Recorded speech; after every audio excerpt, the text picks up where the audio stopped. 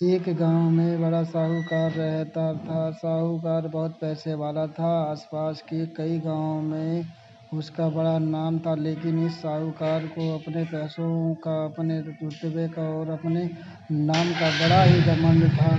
वह अपने नाम को बनाए रखने के लिए बहुत ज़्यादा सोचता था और बिना किसी के भावनाओं के कद्र किए वो सब करता था जो उसे लगता था कि साहूकार को कई सालों बाद एक संतान प्राप्ति हुई थी। साहूकार ने अपने इस खुशी को मनाने के लिए अपने घर पर एक बहुत बड़ा कार्यक्रम रखा, जिसमें उसने आसपास के सभी गांव के सभी श्रीमंत लोगों को बुलवाया और सिर्फ ऐसे रिश्तेदारों को जो पैसे वाले थे बुलाया था।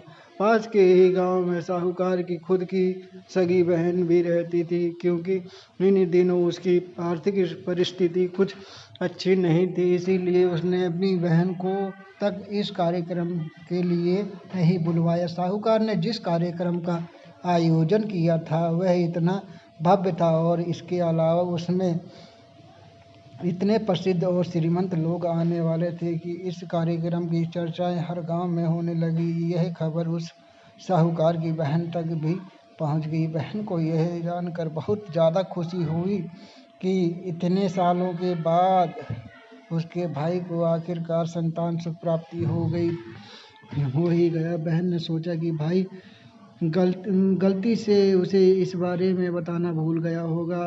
अपनों को भला कोई न्योता देता है क्या, बोली बहन ने अपने भाई के यहाँ उस कार्यक्रम में जाने की तैयारी शुरू कर दी। जिस दिन वह कार्यक्रम था उस दिन बहन सुबह ही सुबह अपने भाई के घर जाने के लिए निकल पड़ी। रास्ते में अपने पुराने मैले कपड़े देखे उसे ख्याल आया कि अगर किसी और के घर जाना होता तो मैं ऐसे कपड़ों में जाने की सोचती भी नहीं, लेकिन मैं तो अपने घर मेरे मायके जा रही हूँ, वहाँ मुझे ये सब सोचने की कोई ज़रूरत नहीं है।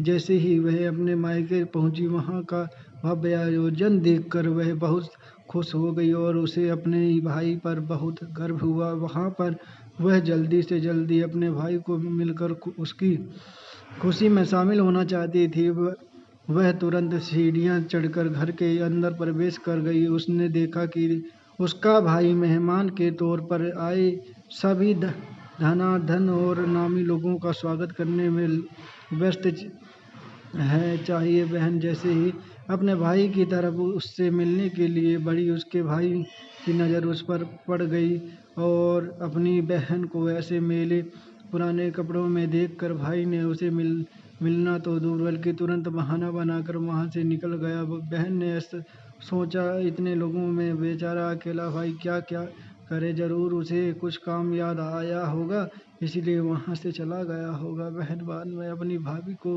मिलने गई। भाभी ने उसका स्वागत किया और उससे खाना खाने के लिए आग्रह किया। बहन ने सोचा, ठीक है, पहले खाना खा लेती हूँ, फिर बाद में आराम से भाई से मिल लूँगी। बहन खाना खाने के लिए पंगत में बैठी। साहूकार भाई ने देखा कि अपने सभी धनवान मेहमानों के बीच उसकी गरीब बहन बैठी हुई है। सभी कीमती पोशाक पहने लोगों के बीच उसकी बहन जो पुराने मेले कपड़े पहन कर बैठी थी, यह साहूकार से देखा नहीं गया।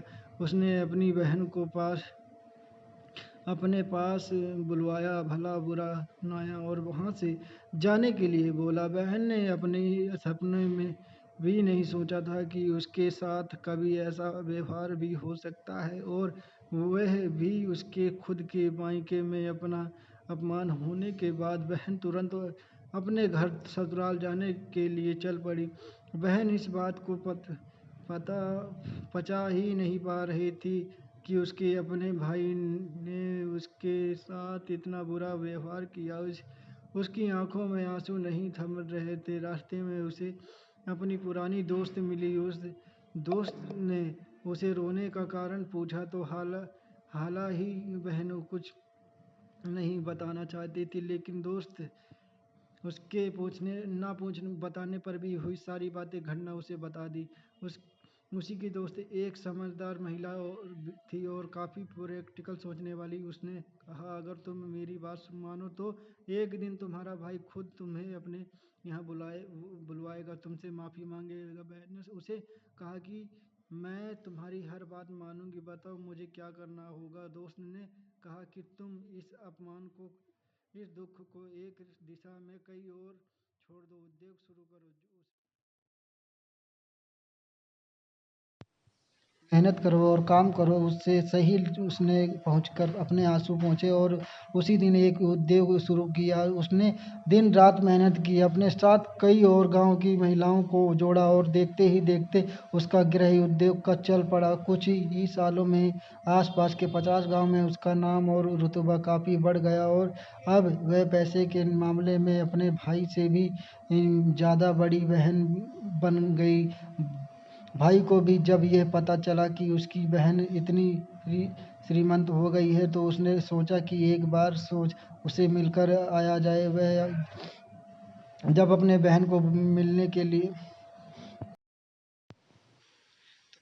लिए गया तो वहाँ पर राजा महाराजा की तरह व्यवहार देखने लगा। भाई को अपनी पिछली गलती का एहसास हुआ और इसीलिए उसने अपनी बहन को अपने घर होने वाली पूजा के लिए आमंत्रित किया। कुछ ही दिनों के बाद बहन अपने भाई के यहाँ उस पूजा के लिए पहुँच गई। जैसे ही बहन अपने भाई के घर पहुँची, उसका भाई उसके स्वागत के लिए दरवाजे में ही खड़ा था। बहन अपने महंगी गाड़ी में आई थी।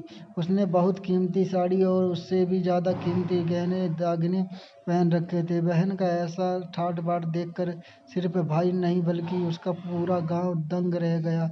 भाई दौड़ कर आया और बहन की गाड़ी का दरवाज़ा खोलकर उसे बाहर आने के लिए कहा और बड़े प्यार से उसे पूजा का प्रसाद ग्रहण करने के लिए बुलाया। बहन को इस बार 12 पकवान परोसे गए थे। चांदी के थाली में उसे खाना दिया गया था। वह साथ में एक सोने की चम्मच भी गई थी। उसके बैठने के लिए बेशक कीमती पाट रखा गया था। बहन को ये सब देखकर उसके वह पुराने दिन याद आ गए थे जब भाई ने उसे बिना खाना खिलाए ही भला बुरा कहकर वापस लौटा दिया था।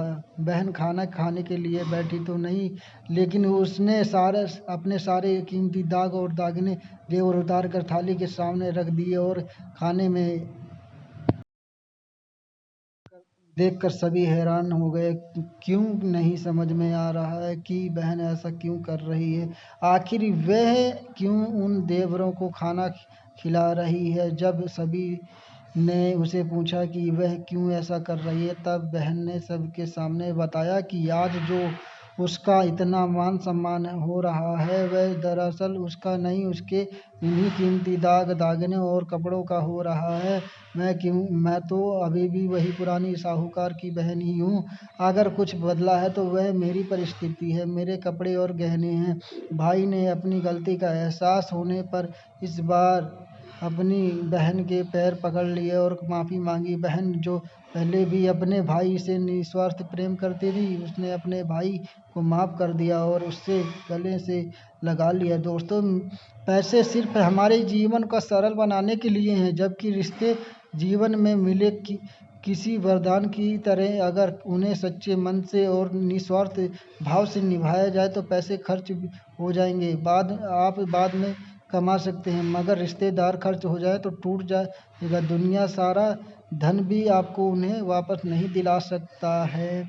मेरा नाम है अभिषेक कुमार अवस्थी और मैं आपको ऐसी ही फेवरेट कहानियाँ लाता रहूँगा। जैसी भी आपको ये कहानियाँ पसंद आए, कृपया